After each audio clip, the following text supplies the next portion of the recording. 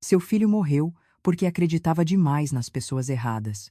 Essas foram as palavras que me cortaram como lâminas frias. No instante em que as ouvi, o chão desapareceu sob meus pés. O mundo inteiro pareceu desabar. E o som do mar, lá fora, soava como um coração quebrado batendo dentro de mim. Eu havia perdido o meu filho Daniel e a minha nora Patrícia em um suposto acidente de barco. Mas no fundo, algo dentro de mim gritava que não era só o mar que tinha levado eles. Era algo muito mais profundo, mais sujo, mais humano. Durante anos, me perguntei se o amor de uma mãe é suficiente para enfrentar o poder, o medo e o silêncio. Hoje, eu sei que é. Mas, naquela época, tudo o que eu tinha era uma chave, uma simples chave dourada, deixada para mim após o funeral. Uma chave para uma casa que eles nunca me deixaram visitar. E antes que eu conte o que encontrei atrás daquela porta, eu preciso te fazer um pedido. Se você acredita que o amor de uma mãe pode mudar o destino, deixe o seu like agora. E se você já perdeu alguém que amava, comente de onde está assistindo, porque o que eu vivi pode estar acontecendo mais perto de você do que imagina. Meu nome é Maria de Souza, tenho 63 anos, e esta é a história de como uma mãe comum descobriu que seu filho guardava um segredo capaz de desafiar todo o sistema de saúde do país. Tudo começou naquela manhã, quando o advogado Dr. Augusto Ribeiro colocou uma pequena chave sobre a mesa e disse: "Agora, Dona Maria, esta casa é sua." Depois do enterro, a casa ficou silenciosa demais. O som das xícaras batendo na pia parecia ecoar como lembranças que eu queria esquecer. O cheiro do café, o mesmo que Daniel sempre tomava antes de sair para o trabalho, ainda pairava no ar. Cada canto guardava um pedaço da vida que eu não podia mais tocar. Quando o telefone tocou 3 dias depois, eu quase não atendi. Não queria falar com ninguém, muito menos ouvir palavras de consolo. Mas a voz do outro lado era diferente, firme, profissional. "Dona Maria, aqui é o Dr. Augusto Ribeiro, advogado do seu filho Daniel. Precisamos conversar pessoalmente sobre alguns assuntos urgentes." Aquelas palavras me fizeram endireitar na cadeira. Assuntos urgentes. Que urgência poderia haver quando tudo já havia terminado? Mesmo assim, aceitei o encontro. No dia seguinte, atravessei a cidade de ônibus, o coração apertado, tentando entender por que Daniel teria deixado algo pendente. O escritório do Dr. Augusto ficava no centro, em um prédio antigo com janelas de vidro azul.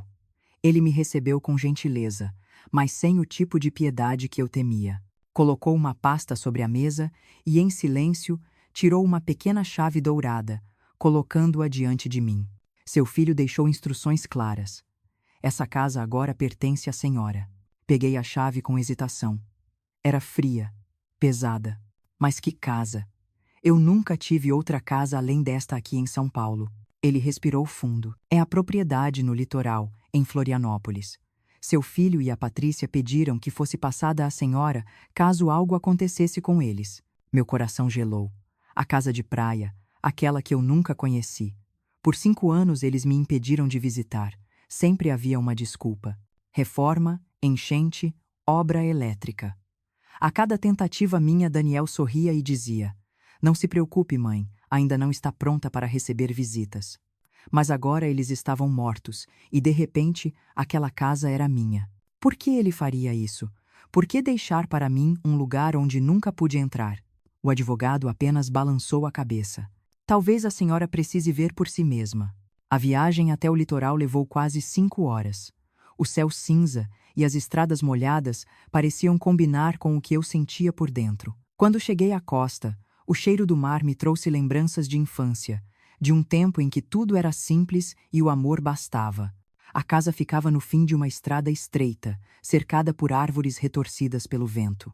De longe, parecia uma construção antiga, de madeira clara e janelas amplas voltadas para o oceano. Mas havia algo estranho ali. Um silêncio denso demais. Abri o portão enferrujado e caminhei devagar até a porta. A chave entrou com facilidade, como se tivesse sido usada recentemente. Quando girei, ouvi um clique seco e o som ecoou pela sala vazia. O interior estava limpo, impecável demais. Nenhum sinal de poeira, nenhum vestígio de abandono. As cortinas brancas balançavam suavemente com a brisa do mar. Tudo parecia pronto para alguém voltar a qualquer momento. Coloquei a bolsa no chão e respirei fundo. Daniel, o que você estava escondendo aqui? A cozinha era moderna, com eletrodomésticos brilhantes e um calendário na parede. O último dia marcado tinha a caligrafia de Patrícia. Entrega de suprimentos às 14 horas, 4 dias antes da morte deles. Aquela casa não estava em reforma, estava em funcionamento. Subi as escadas devagar, cada passo rangendo como se resistisse à minha presença. No corredor, 3 portas fechadas. Abri a primeira, um quarto vazio, exceto por uma cama de hospital. Ao lado, um suporte de soro. Meu estômago revirou. Abri a segunda porta.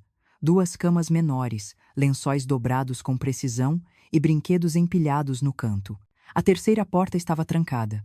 Forcei um pouco, até que a fechadura cedeu. Do outro lado, uma grande sala iluminada por clarabóias. No centro, 12 camas alinhadas em fileiras. Equipamentos médicos piscavam luzes verdes e vermelhas. O ar tinha cheiro de álcool e desinfetante. Não era uma casa de praia. Era uma clínica. Andei entre as camas com as pernas tremendo.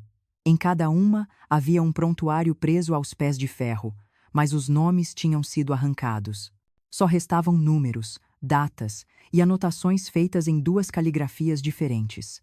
A de Daniel, firme, apressada, e a de Patrícia, delicada, metódica. Um quadro branco cobria a parede ao fundo. Fórmulas químicas, tabelas e uma frase circulada em vermelho me fez gelar. Protocolo Esperança 7. Taxa de sucesso 73%. Sentei-me numa cadeira, o coração batendo rápido demais. Eu sabia que Daniel e Patrícia trabalhavam com pesquisa oncológica. Sabia que haviam perdido a pequena Sofia para a leucemia. Mas isso era algo além.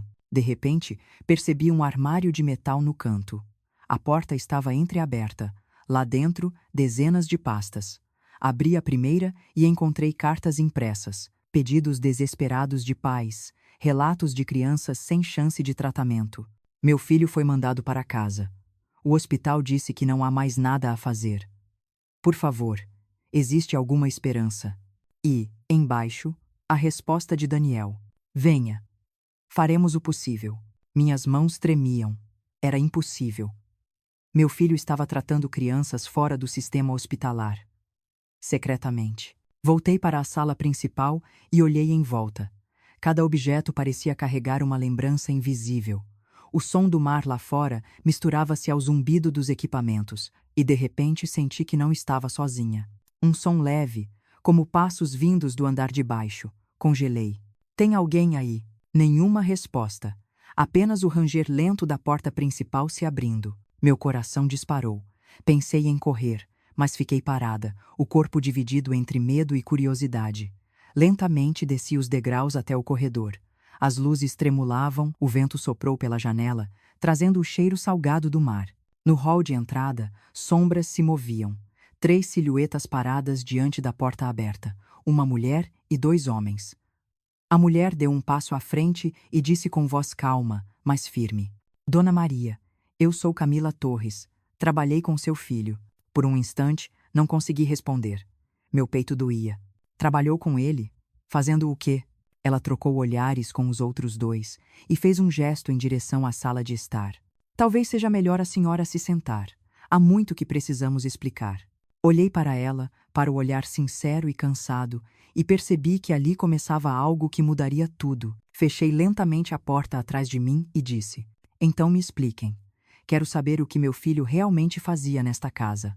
E naquele momento, sem saber, eu estava prestes a abrir não apenas a verdade sobre Daniel, mas a ferida mais profunda da minha vida.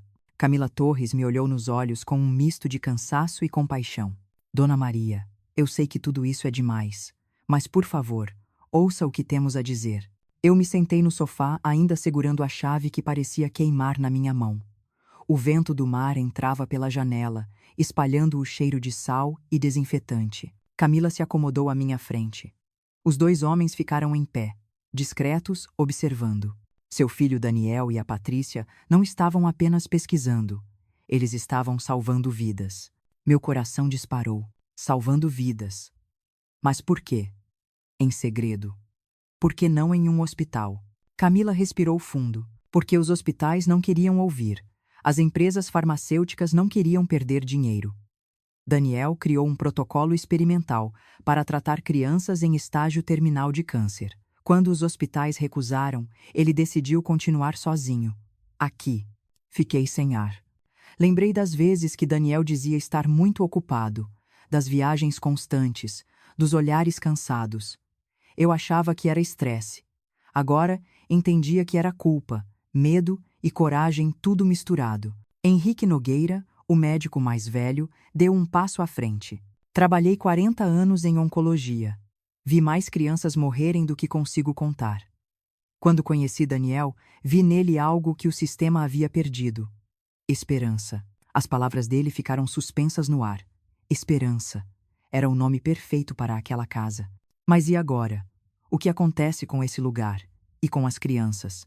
Camila trocou um olhar rápido com os outros dois. Há 4 crianças neste momento sob nossos cuidados, todas com diagnósticos terminais. Quando soubemos do acidente, as removemos temporariamente para a casa de hóspedes lá embaixo, mas elas precisam voltar. Precisam continuar o tratamento. Meu corpo inteiro tremia. 4 crianças. Camila assentiu. E agora, Dona Maria, tudo depende da senhora.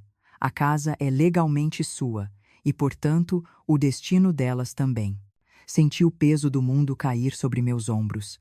Eu era apenas uma mãe enlutada, e agora aquelas vidas estavam nas minhas mãos.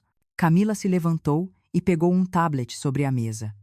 Antes que decida qualquer coisa, há algo que a senhora precisa ver. Na tela, Daniel e Patrícia apareciam sentados lado a lado.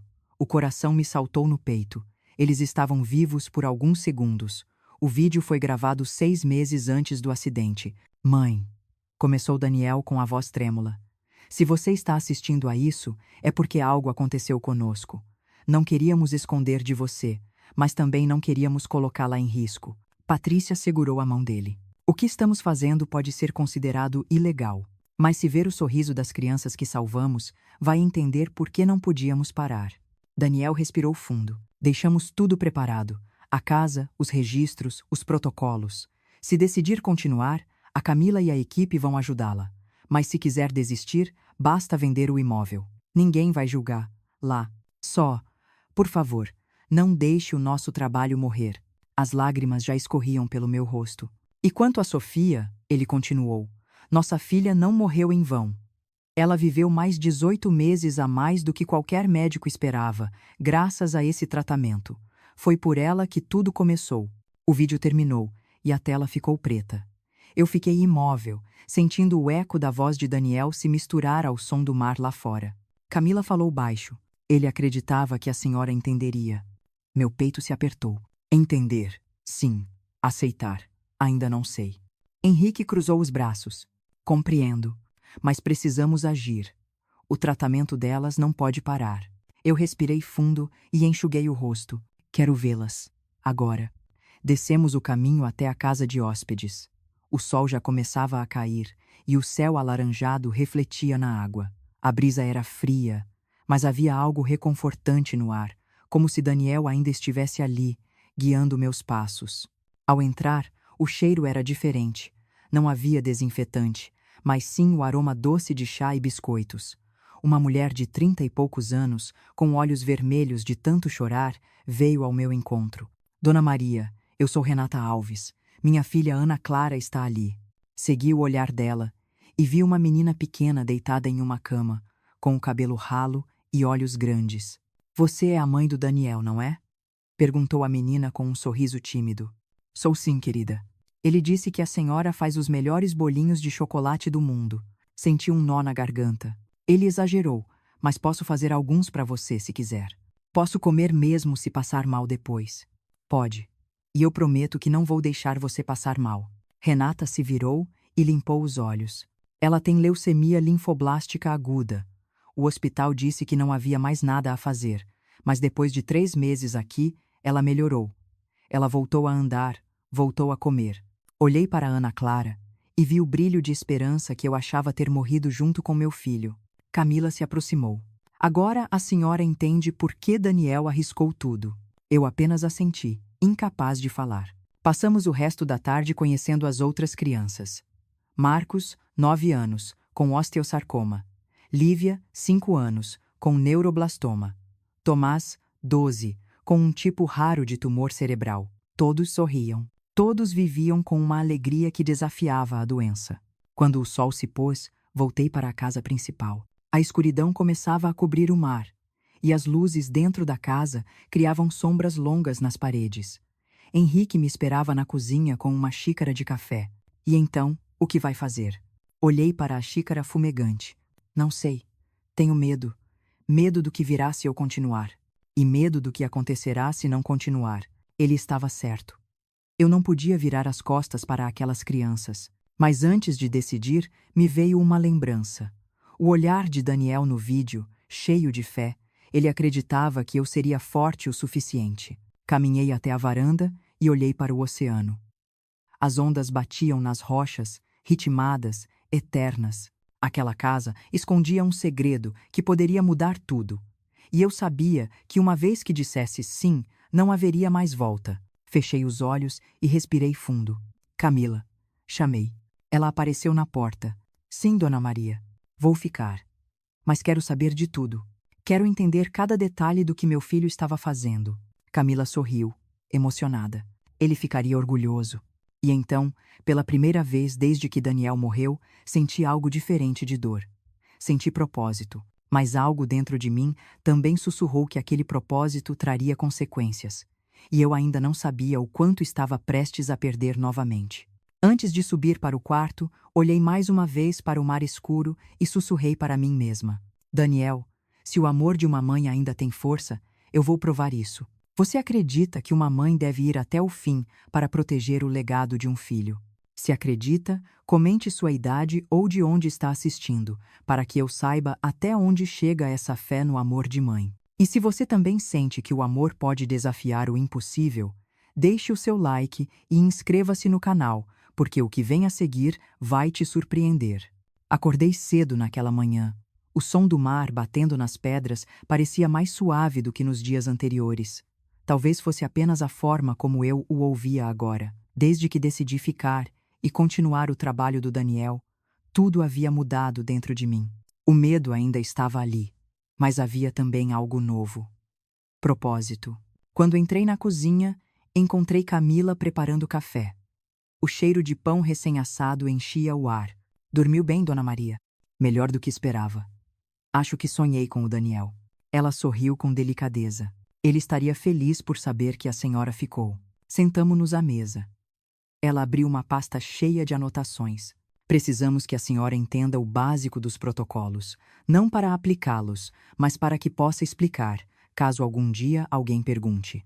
Passei os dedos pelas páginas repletas de números e siglas que eu não compreendia. Isso tudo parece outra língua. Prazeres ad. Camila me olhou com ternura.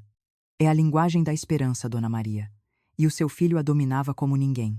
Mais tarde, descemos até a casa de hóspedes. As crianças já estavam acordadas. O sol entrava pelas janelas e iluminava as paredes coloridas, pintadas com desenhos de tartarugas, golfinhos e estrelas do mar. Ana Clara foi a primeira a me ver. Dona Maria, olha o desenho que fiz para a senhora. Era um mar azul com 4 figuras sorrindo. Somos nós, ela disse orgulhosa. E onde está o Daniel? Perguntei, engolindo em seco. Ela apontou para o céu. Ele virou uma estrela. Senti um nó na garganta.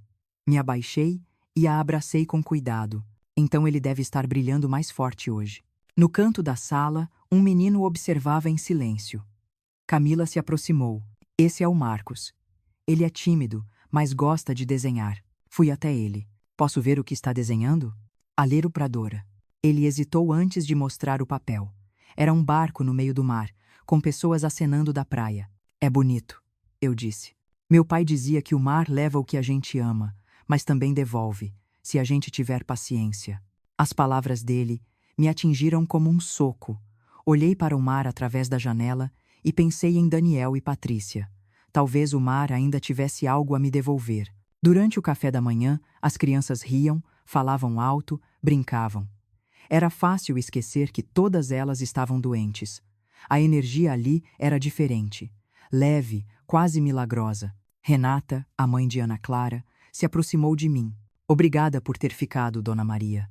Quando soubemos da morte do Daniel, achei que tudo estava perdido. Mas agora parece que ele ainda está aqui, através da senhora. Não precisa me agradecer, respondi. Eu só estou tentando entender o que ele começou. Exefezemos. Enquanto falávamos, Henrique chegou com uma prancheta. Temos boas notícias. Os exames de Ana Clara mostram redução dos tumores. Renata levou as mãos à boca, emocionada. Meu Deus, então o tratamento está funcionando. Está, mas precisamos de cautela, respondeu Henrique. Cada caso é diferente. E temos um problema novo. Que problema? Perguntei. O fornecedor do principal medicamento está atrasando as entregas. Sem ele, o protocolo não pode continuar. Camila se aproximou, preocupada. Daniel tinha contatos diretos, pessoas de confiança. Com ele se foi parte dessa rede. Vou tentar contatá-los, mas pode levar tempo. Fiquei em silêncio. A palavra tempo soava como um inimigo. As crianças não tinham tempo. À tarde, sentei-me na varanda com Ana Clara. Ela pintava conchas enquanto o vento brincava com seus cabelos finos. Dona Maria, o Daniel disse que as pessoas boas viram estrelas. A senhora também vai virar uma estrela? Talvez um dia, mas agora preciso ficar aqui para cuidar de vocês. Então eu quero ficar brilhando junto com o senhor Daniel, quando eu sarar. Sorri e acariciei sua cabeça. Você vai brilhar por muito tempo, minha querida. Mais tarde, Camila e Henrique me chamaram para uma conversa. Dona Maria, precisamos discutir o futuro. Se algo acontecer e a polícia descobrir o que fazemos aqui, todos estaremos em risco, inclusive as famílias. Quer dizer que o trabalho do Daniel era ilegal? Perguntei. Tecnicamente sim, respondeu Henrique, mas moralmente era o certo. Fiquei olhando o pôr do sol, as cores douradas refletindo na água. Meu filho morreu acreditando nisso. Então, se o certo é continuar, é isso que faremos. Mas quero transparência. Nada de segredos entre nós. A fer in quem contabresse, orar algum forma sigus era, orar marmas. Camila assentiu. Ele falava a mesma coisa. À noite, ajudei Renata a colocar as crianças para dormir. Ana Clara segurou minha mão e sussurrou. Se eu melhorar, quero estudar medicina, igual o Daniel. Então estude muito. E quando for médica, conte para o mundo o que ele fez. Fiquei olhando-a dormir.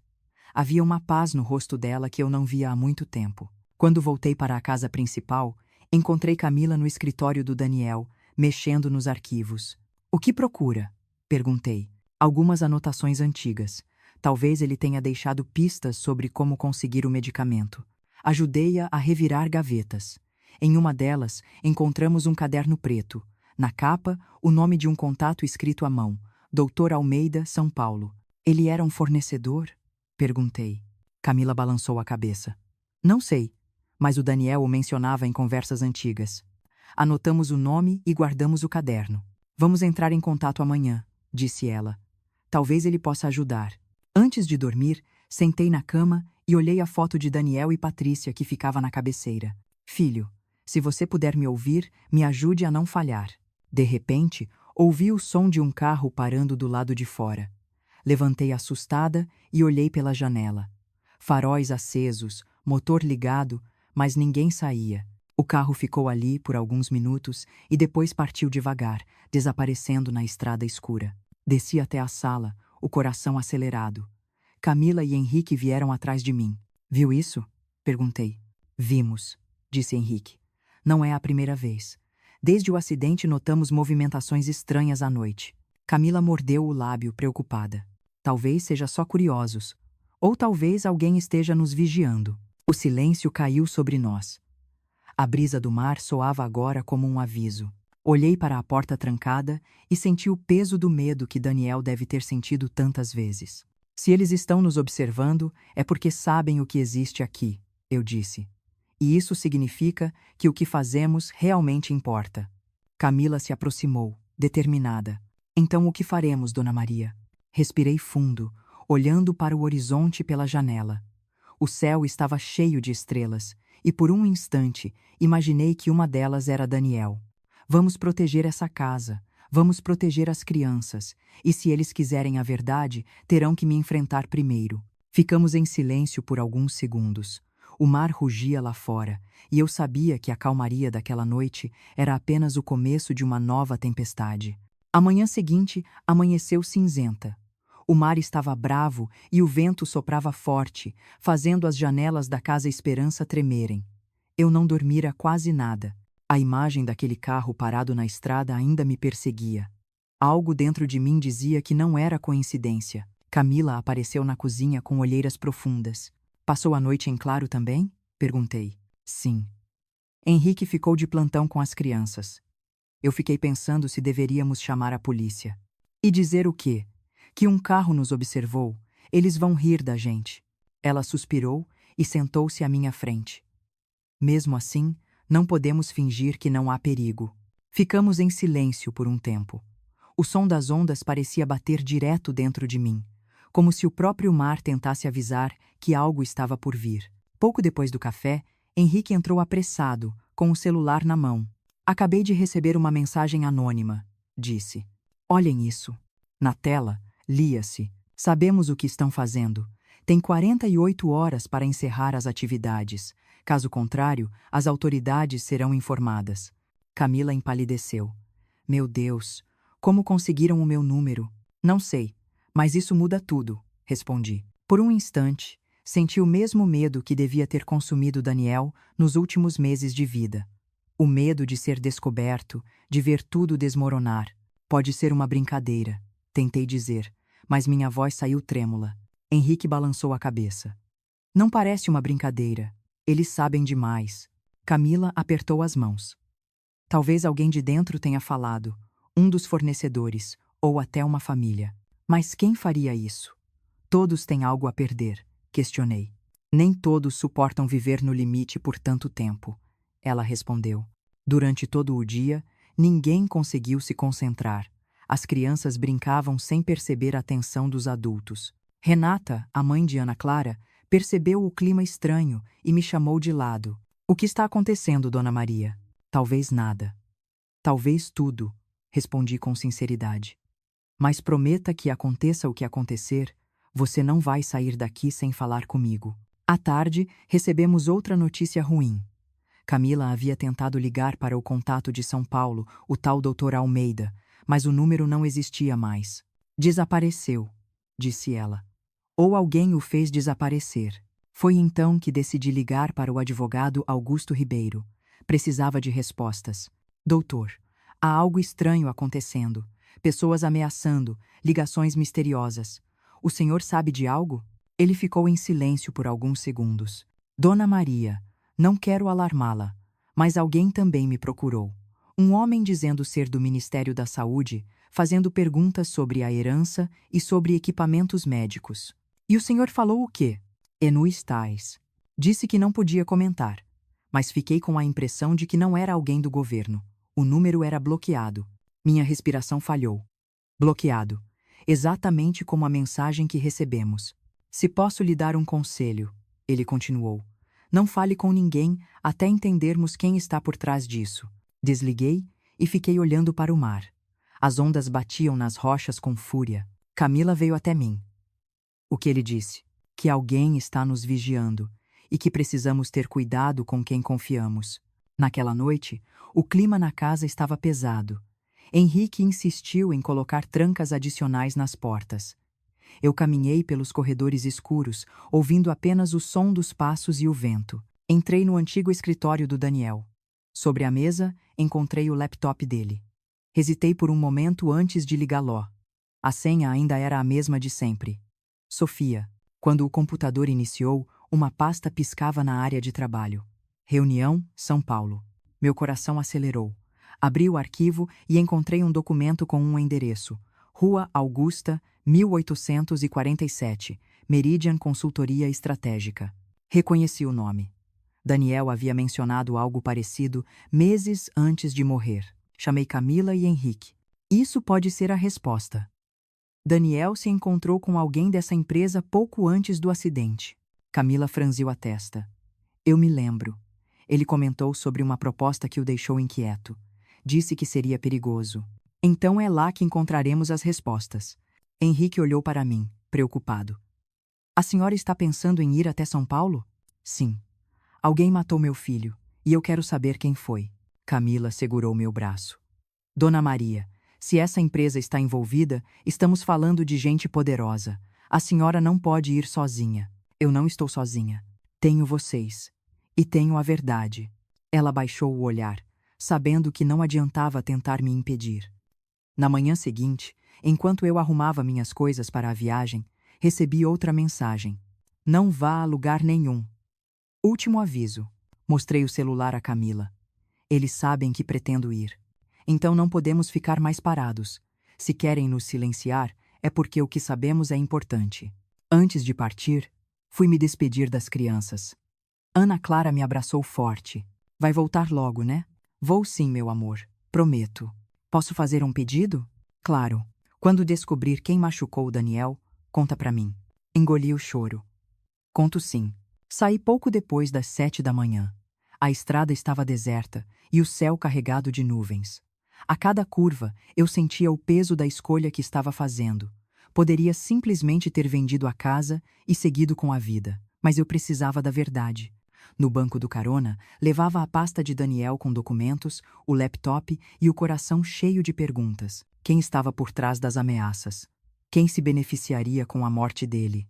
E, principalmente, o que ele descobriu que valia tanto a pena morrer por isso. Quando cheguei à entrada da cidade, meu celular vibrou novamente. Uma nova mensagem. A senhora está sendo seguida. Volte agora. Olhei pelo retrovisor. Um carro preto vinha a certa distância. As luzes não me deixavam ver o rosto de quem dirigia. Por um momento pensei em parar, mas acelerei. A chuva começou a cair. O limpador de para-brisa se movia freneticamente e meu coração batia no mesmo ritmo.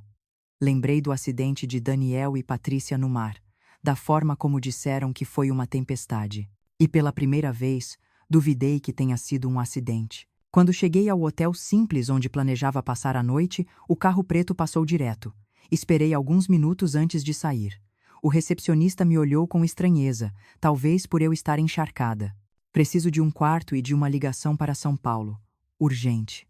Subi para o quarto, sentei na cama e respirei fundo. A janela dava para a estrada. Lá fora, o mar parecia distante, mas eu ainda o sentia me chamando. Peguei o laptop e abri novamente o documento com o endereço. Rua Augusta, 1847. Elaftopin de Sois, Abrenspória. O nome da empresa piscava na tela. Meridian Consultoria Estratégica. Era ali que Daniel esteve antes de morrer. Era ali que eu descobriria o que realmente aconteceu. Olhei para o espelho e mal reconheci a mulher refletida de volta. Cabelos molhados, olhos cansados, mas cheios de determinação. Daniel, eu estou indo. E, custe o que custar, vou trazer a verdade para casa. Resuras. Do mais. Exunais. A chuva lá fora se intensificou, como se o mundo tentasse me avisar para não continuar. Mas eu já estava longe demais para voltar. Na manhã seguinte, acordei antes do sol nascer. A chuva havia parado, mas o ar ainda cheirava a tempestade. O mar estava longe, mas eu o sentia dentro de mim, agitado, inquieto. Eu sabia que aquele dia mudaria tudo. Peguei o endereço anotado no caderno do Daniel e saí do pequeno hotel com o coração apertado. As ruas de São Paulo começavam a despertar, carros passando, buzinas distantes, pessoas apressadas indo para o trabalho. Tudo parecia tão normal que por um momento duvidei de mim mesma. Será que eu estava me metendo onde não devia? Mas então lembrei do olhar de Ana Clara, do sorriso frágil das outras crianças e senti a força voltar. Elas dependiam de mim agora e talvez de uma verdade que só eu poderia encontrar. O prédio na Rua Augusta era moderno, de vidro e aço, reluzindo sob o céu nublado. Uma placa discreta na entrada dizia Meridian Consultoria Estratégica. O porteiro me olhou com desconfiança. Tenho uma reunião marcada com o senhor Marcelo Duarte. Menti. Ele verificou uma lista e assentiu. 18º andar. O elevador subiu devagar, e a cada andar o medo crescia junto comigo. Quando as portas se abriram, um ambiente frio e silencioso me recebeu. Tudo era impecável demais, como se o lugar tivesse sido projetado para afastar qualquer traço humano. Uma recepcionista jovem me cumprimentou com um sorriso ensaiado. Em que posso ajudar? Sou Maria de Souza. Vim falar sobre meu filho Daniel. Por um instante, o sorriso dela vacilou. Um momento, por favor. Ela desapareceu por uma porta de vidro e, minutos depois, um homem alto, de terno escuro, apareceu. Sou Marcelo Duarte. Venha comigo. O escritório dele era amplo, com vista para a cidade. Ele me ofereceu uma cadeira, mas eu preferi ficar de pé. Seu filho era um homem brilhante, disse ele, cruzando as mãos sobre a mesa. Era, respondi. E está morto. Morreu 3 dias depois de vir aqui. Ele manteve o tom calmo. Lamento profundamente, mas o que aconteceu foi uma tragédia. Uma tragédia conveniente demais para a sua empresa, não acha? O silêncio que se seguiu foi pesado. Ele respirou fundo, mantendo o controle. Daniel nos procurou com uma proposta. Queria que a Meridian o ajudasse a legalizar o tratamento que estava desenvolvendo. E o senhor recusou. Não exatamente. Explicamos que o processo era longo, caro, que exigiria ensaios clínicos e aprovação da Anvisa. Ele não queria esperar. Queria salvar crianças imediatamente. Eu o encarei. E por isso ele teve que morrer. Marcelo se inclinou para a frente, os olhos firmes nos meus. Cuidado com o que está insinuando, Dona Maria. A senhora não tem ideia de com quem está lidando. Sei muito bem. Estou lidando com pessoas que lucram com a morte das crianças que meu filho tentou salvar. Ele deu um leve sorriso. A senhora é corajosa, mas também está sozinha. Acredita mesmo que pode enfrentar empresas que movimentam bilhões? Por um instante, senti o medo subir novamente. Mas pensei em Daniel e encontrei minha voz. Meu filho acreditava que podia. E agora eu acredito também. Marcelo se levantou. O que exatamente a senhora quer? Quero saber o que aconteceu no dia em que ele veio aqui. Quem ele encontrou? O que ele recusou? Ele hesitou antes de responder. Daniel não aceitou o acordo. Disse que nossas condições eram inaceitáveis. 3 dias depois, o barco dele virou no mar. Está dizendo que foi coincidência? Estou dizendo que o mar é perigoso e que pessoas idealistas, às vezes, se colocam em riscos desnecessários. Olhei em volta e notei uma pasta sobre a mesa. Reconheci o logotipo da Farmabras, a gigante farmacêutica que dominava o mercado de oncologia. Então é isso. Vocês trabalham para eles. Não trabalhamos. Colaboramos. E o seu filho se recusou a colaborar. Meu estômago revirou. Eu entendia, enfim, a magnitude do que Daniel havia desafiado. Ele não enfrentava apenas um sistema, mas um império. Posso ser sincero, Dona Maria? Por favor. Daniel era um idealista. Queria salvar o mundo. Mas o mundo não funciona assim. A ciência é negócio. E negócio exige controle. Ele queria mudar as regras. E as regras engoliram ele. Senti lágrimas quentes nos olhos. E o senhor dorme tranquilo sabendo disso? Durmo, porque sei que o que fazemos aqui mantém o sistema estável. O seu filho queria revolucionar algo que não podia ser revolucionado. Fiquei em silêncio por alguns segundos. O relógio de parede marcava 10 da manhã, mas para mim, o tempo havia parado. Meu filho não queria revolução, senhor Duarte. Ele queria justiça. Peguei minha bolsa e me levantei. Espere, disse ele. Há uma maneira de resolver isso. Trabalhe conosco. Nós podemos transformar o legado do Daniel em algo legal, reconhecido. Criar uma fundação, obter financiamento, salvar mais vidas. E o que vocês ganham com isso? Controle, claro, mas também reputação. Todo mundo vence. Olhei para ele com raiva e desprezo. Não, porque para vocês vencerem, alguém sempre precisa perder. Virei-me para sair, mas ele disse algo que me fez parar. Se continuar mexendo nisso, pode acabar como ele.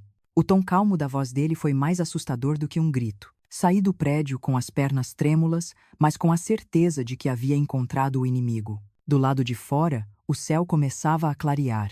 Caminhei pela rua entre o barulho dos carros e das pessoas, tentando entender o que fazer agora. Cada passo parecia mais pesado. Meu celular vibrou. Uma mensagem de Camila. Dona Maria, precisamos que volte o quanto antes. Recebemos uma ligação ameaçando denunciar a casa. As famílias estão com medo. Meu coração disparou. Liguei imediatamente. Camila, o que está acontecendo? O ex-marido da Renata descobriu onde estamos. Disse que vai chamar o conselho tutelar se ela não levar a Ana Clara embora hoje. Como ele descobriu? Não sabemos. mas alguém o influenciou. Ele falou em advogados, em denúncia, em crime. Apertei o volante com força. Segurem tudo até eu chegar. Não deixem ninguém entrar. E se eles vierem? Então esperem por mim. Eu estou voltando. Desliguei e acelerei, o coração batendo como um tambor. Agora eu tinha certeza de uma coisa. O acidente de Daniel e Patrícia não tinha sido um acidente. A Meridian e a Farmabras estavam por trás de tudo, e agora vinham atrás de nós. Olhei pelo retrovisor. Nenhum carro me seguia, mas a sensação de ser observada não me deixava. O sol começava a se pôr quando cheguei à estrada litorânea. A casa ainda estava longe, mas meu medo era maior do que a distância. Lá no horizonte, o mar brilhava, calmo, mentiroso. Eu sabia que sua tranquilidade escondia a mesma escuridão que tirou meu filho de mim. Respirei fundo e murmurei para mim mesma. Eles acham que podem nos silenciar, mas não sabem do que uma mãe é capaz. Acelerei, sentindo a adrenalina pulsar nas veias. Eu não sabia o que me esperava quando voltasse, mas uma coisa era certa. A luta estava apenas começando. O caminho de volta ao litoral parecia interminável. As curvas da estrada se misturavam às lembranças que martelavam na minha cabeça. As palavras de Marcelo Duarte ecoavam sem parar. Se continuar, pode acabar como ele. A ameaça não me assustava tanto quanto a confirmação silenciosa de que Daniel realmente havia sido morto. Quando finalmente cheguei à Casa Esperança, já passava das 8 da noite. A chuva começava outra vez, e as luzes da casa piscavam com o vento. Camila me esperava na varanda, o rosto tenso. Graças a Deus que a senhora chegou. A situação aqui está piorando. Renata ainda está aqui? Perguntei.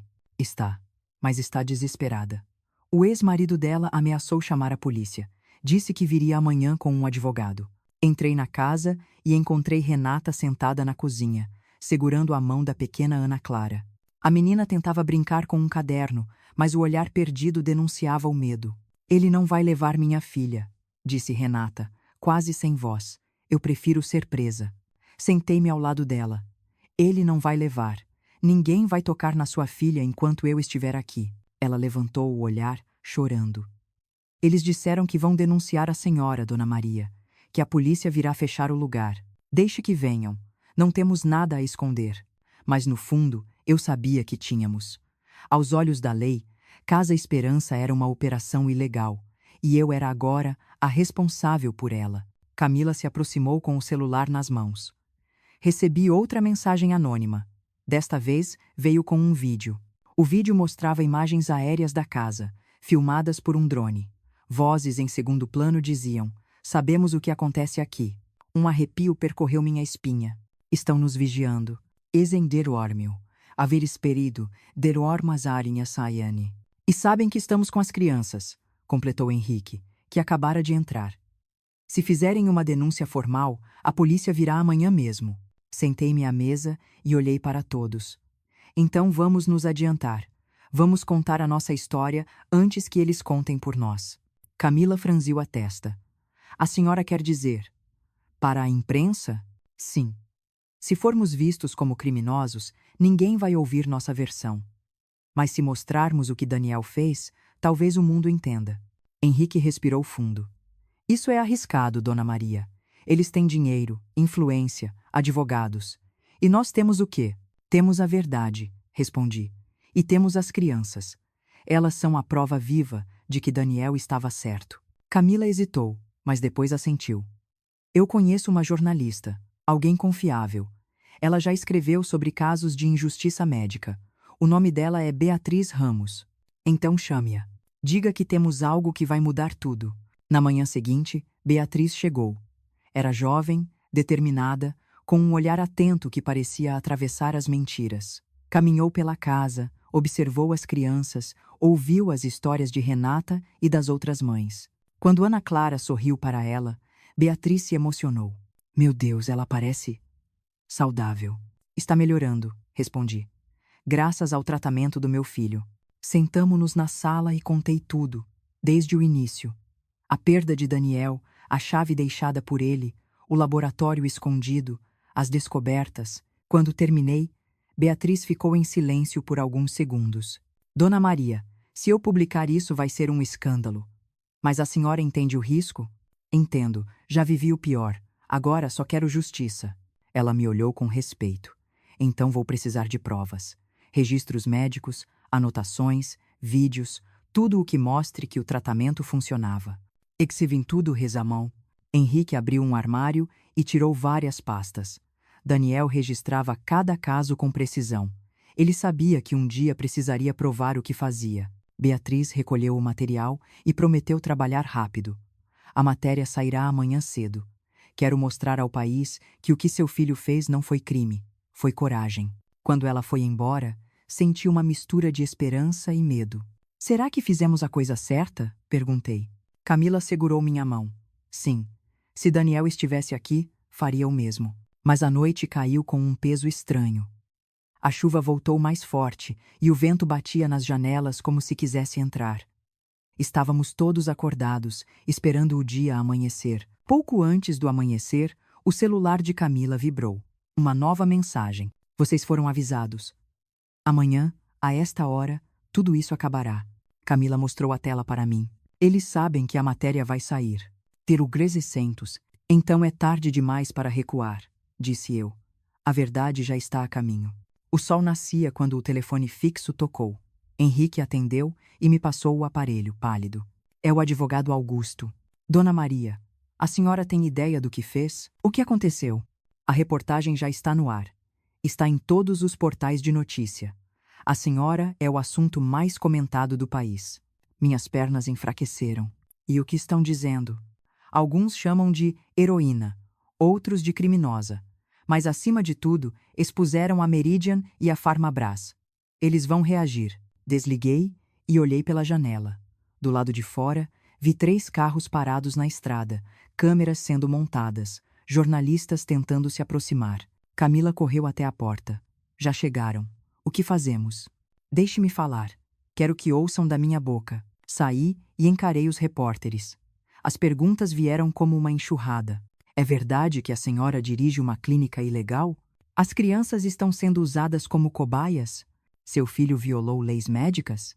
Levantei a mão pedindo silêncio. Dentro desta casa, há 4 crianças que estavam condenadas à morte. Daniel, meu filho, deu a elas uma segunda chance. Se isso é crime, então talvez o mundo precise rever suas leis. As câmeras registraram cada palavra. Eu sabia que, a partir daquele momento, nada mais seria igual. Quando voltei para dentro, Henrique me esperava com uma expressão grave. A senhora foi corajosa. Mas agora o que vem não será fácil. Eu sei. Mas pelo menos agora o mundo sabe a verdade. Camila colocou a mão no meu ombro. Se Daniel pudesse ver isso, teria orgulho. De repente, ouvi um barulho lá fora. Um carro preto estacionou diante da casa. 4 homens desceram. 2 vestiam ternos, os outros pareciam seguranças. Um deles mostrou uma identificação. Polícia Federal. Temos um mandado para inspecionar o local. O coração me gelou. Olhei para Camila e Henrique. Eles vieram mais rápido do que esperávamos. O homem se aproximou. Por favor, não interfiram. Precisamos recolher os equipamentos e documentos. Enquanto eles entravam, as câmeras dos repórteres filmavam tudo. Eu me mantive firme, mas por dentro sentia a dor de ver o trabalho de Daniel sendo levado embora. No entanto, algo dentro de mim dizia que aquela ainda não era a derrota. Era apenas o começo de uma guerra maior. Olhei para o horizonte, onde o mar se agitava sob o vento, e pensei: se eles acham que podem apagar a história do meu filho, ainda não me conhecem. Atrás de mim, Camila sussurrou: Dona Maria, o que vamos fazer agora? Eu respirei fundo e respondi com firmeza: vamos lutar. E agora, eles é que vão sentir medo. Aquela noite foi longa demais. Depois que a Polícia Federal levou os equipamentos, a Casa Esperança ficou em silêncio. As crianças dormiam, mas nenhum de nós conseguia descansar. O som do mar parecia diferente, mais pesado, como se soubesse que algo terrível estava prestes a acontecer. Sentei-me sozinha no escritório vazio. As prateleiras onde ficavam os registros do Daniel agora estavam nuas. Era como se uma parte dele tivesse sido arrancada de novo, como se tivessem levado o coração da casa junto com aqueles papéis. Camila entrou devagar, segurando 2 xícaras de café. Não consegui dormir, disse ela. Nem eu. Cada vez que fecho os olhos, vejo aqueles homens levando tudo. Ela se sentou à minha frente. Mas nem tudo está perdido. Antes que eles chegassem, Henrique e eu fizemos cópias digitais de alguns arquivos. Estão salvas na nuvem. Suspirei, aliviada. Então ainda temos provas. Temos, mas precisamos agir rápido.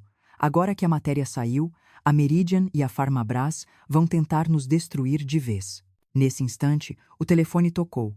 O som cortou o silêncio como uma lâmina. Atendi com as mãos trêmulas. Dona Maria. Era a voz de Beatriz, a jornalista. Acabei de receber uma ligação anônima. A pessoa disse que tem informações sobre a morte do seu filho. Meu coração parou por um segundo. Quem é? Não quis se identificar, mas marcou um encontro para amanhã à noite, em São Paulo. Disse que precisa falar diretamente com a senhora. Olhei para Camila, tentando esconder o medo. E se for uma armadilha? Pode ser, respondeu Beatriz, mas a voz parecia nervosa, sincera. Alguém de dentro da Meridian, talvez. Pensei por um momento e respondi. Eu vou. Camila balançou a cabeça. Sozinha não. Não podemos arriscar. Zero nais. Henrique vem comigo, disse ela. Ele ainda tem contatos no hospital. Talvez reconheça quem for. No dia seguinte, saímos cedo. As estradas estavam desertas e o céu nublado deixava tudo com um tom de mistério.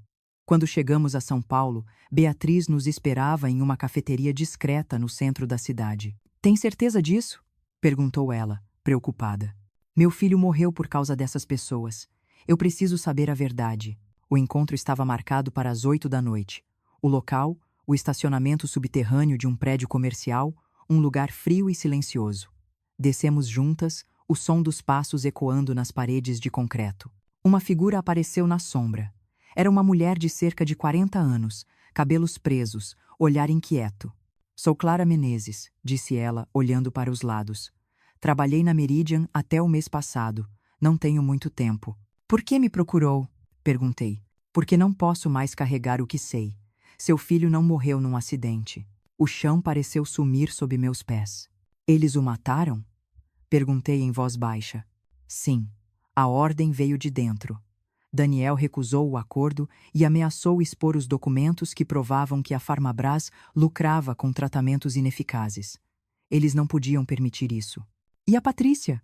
Perguntei, a voz embargada. Ela estava com ele. Foi vítima junto. Eles fizeram parecer um acidente, mas foi tudo planejado. Camila se aproximou, tensa.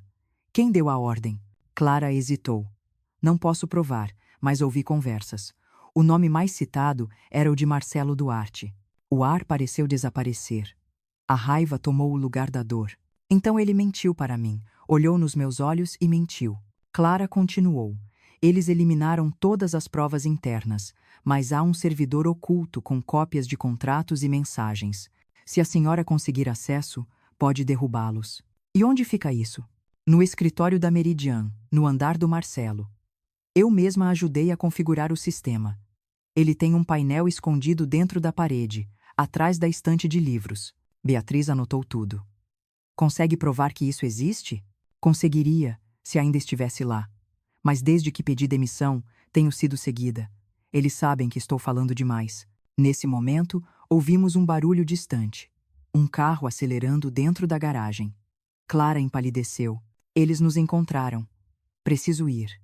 Antes que pudéssemos reagir, ela correu em direção à saída lateral e desapareceu na escuridão. Camila me puxou pelo braço. Vamos embora agora. Saímos apressadas. O coração batia descompassado. No carro, Beatriz olhou para mim. A senhora sabe o que isso significa, não é?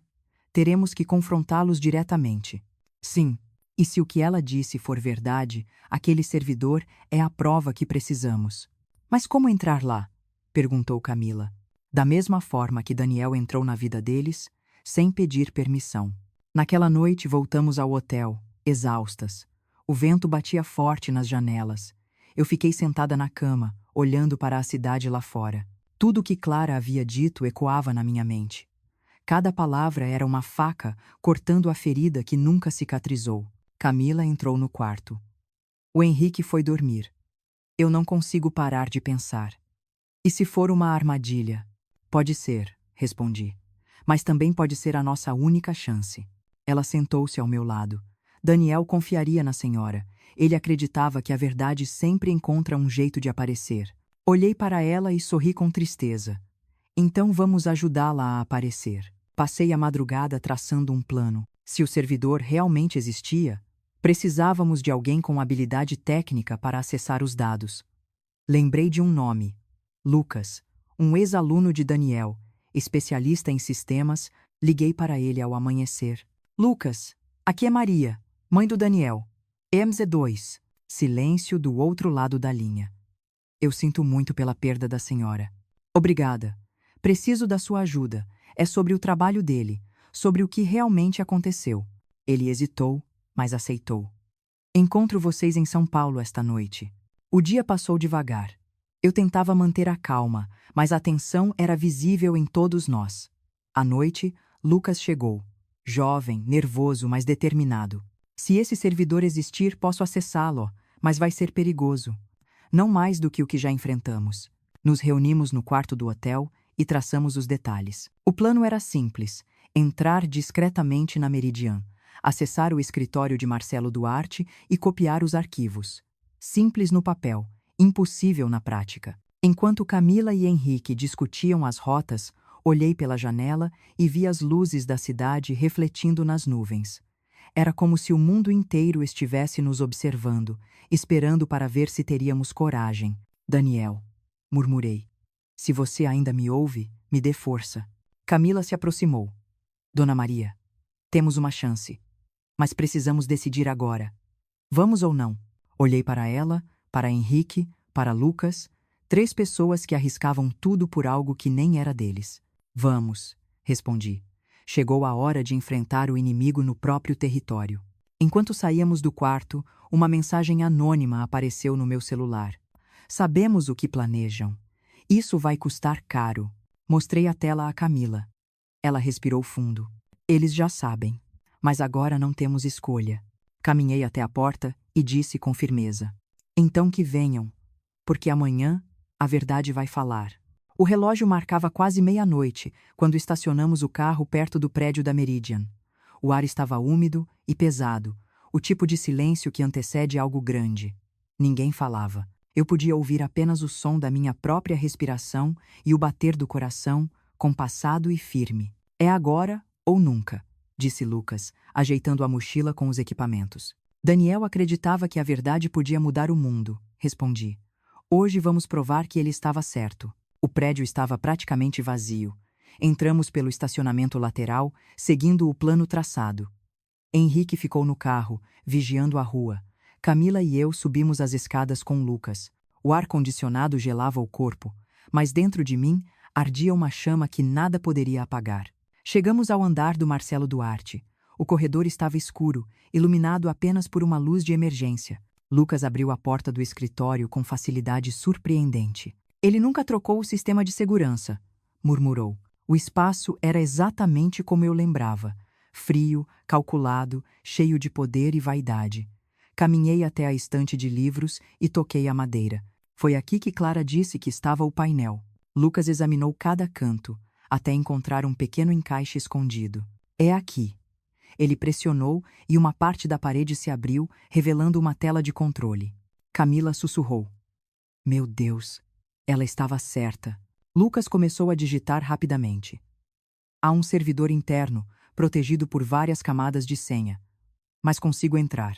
O tempo parecia parar enquanto os números corriam na tela. Eu observava sem entender nada, mas sentindo cada segundo pesar como uma eternidade, até que o som de um clique final ecoou. Consegui, disse ele.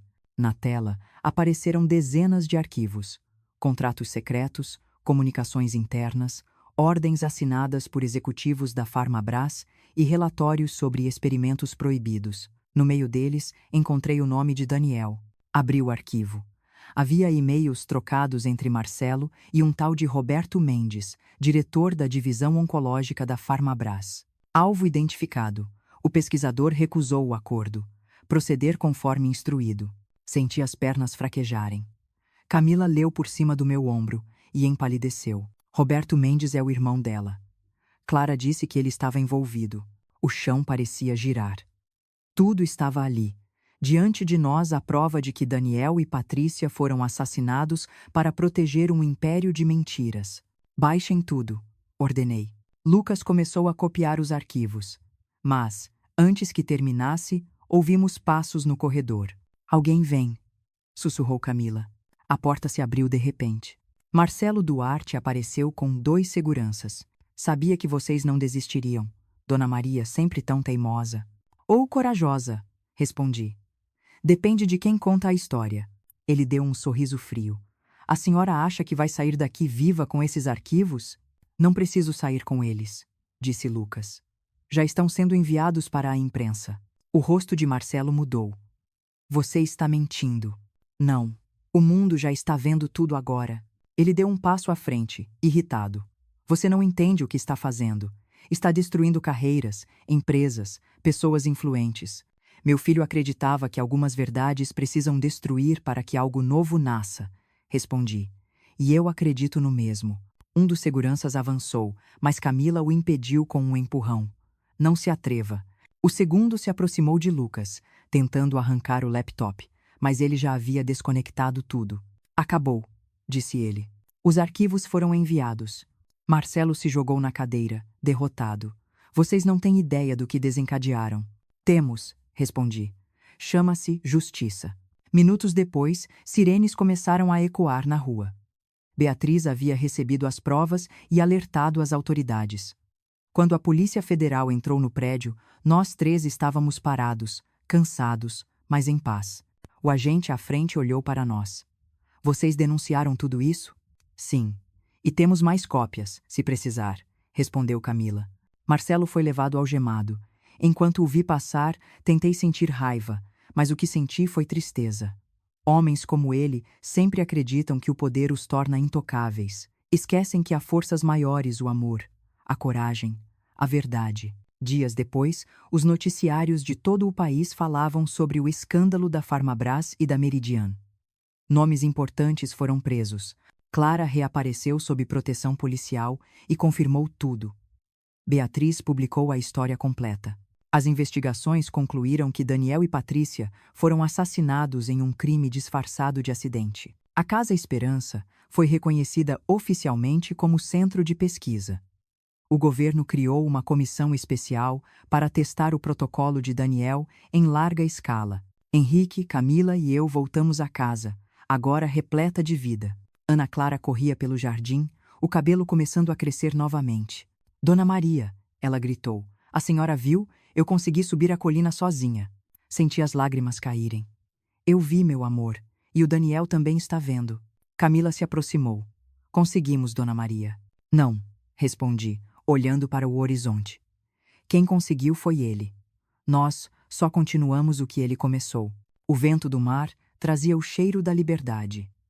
Pela primeira vez em muito tempo, senti paz. Alguns meses depois, o Instituto Nacional de Oncologia enviou uma carta oficial.